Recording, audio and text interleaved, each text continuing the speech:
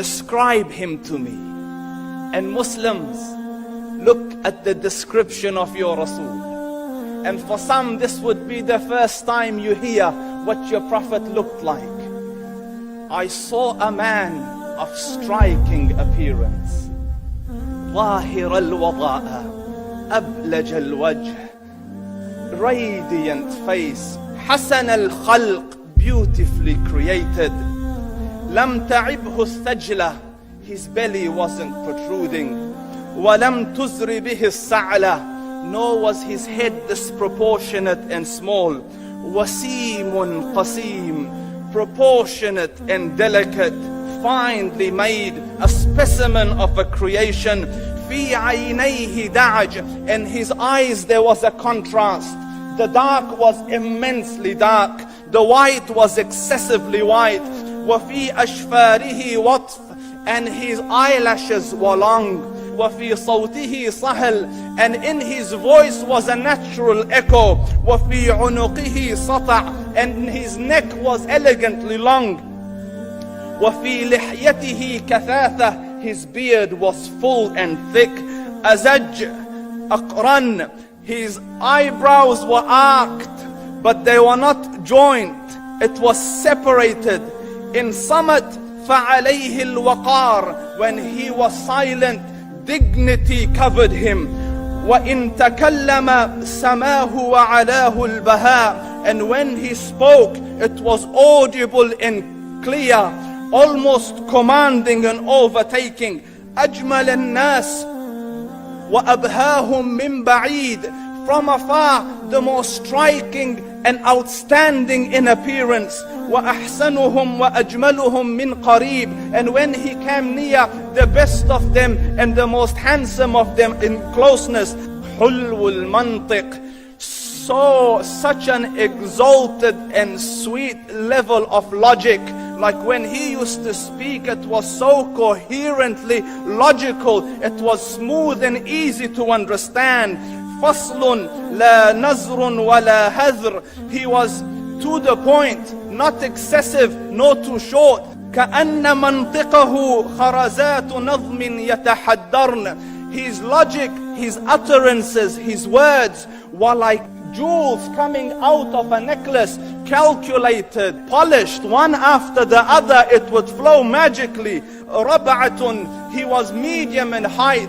Your eye didn't have to strain to look up at him, nor was it tedious to look down at him. He was a comfortable sight to look at. له رفقاء يحفون به, he had friends, the people that were with him, they were working around him to try to serve and protect him.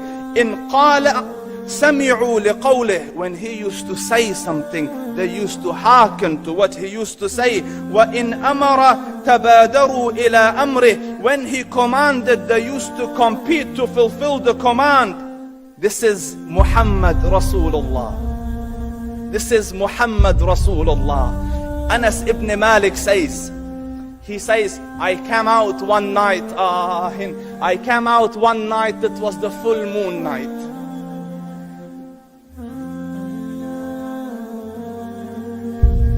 And I looked at the moon, and in the desert, understand, the moon is an awesome sight.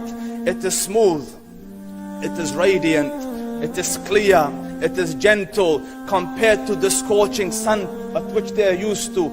So the moon was the epitome of beauty. So he says, I came out at a full moon night and I looked at the moon and I saw it beautiful, handsome. So I said, let me go see if the moon is more handsome or my Prophet is more handsome. Let me see if that is more beautiful or the Prophet is more beautiful. So I went and I saw him standing afar.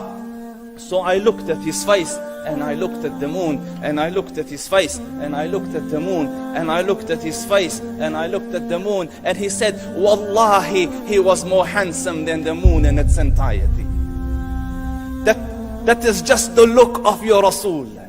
Aisha radiyallahu anha says, I was sewing with the needle, my needle dropped in the dark, I couldn't find it. I said, Ya Rasul, I can't find it. He moved his face close, and I swear, out of the radiance of his face, I found my needle. And the Prophet sallallahu alaihi wasallam was mind-bogglingly handsome. But his handsomeness was covered with waqar and jalal and hayba. The Sahaba say, when we used to sit at his feet, two feelings conflicting would come on the heart.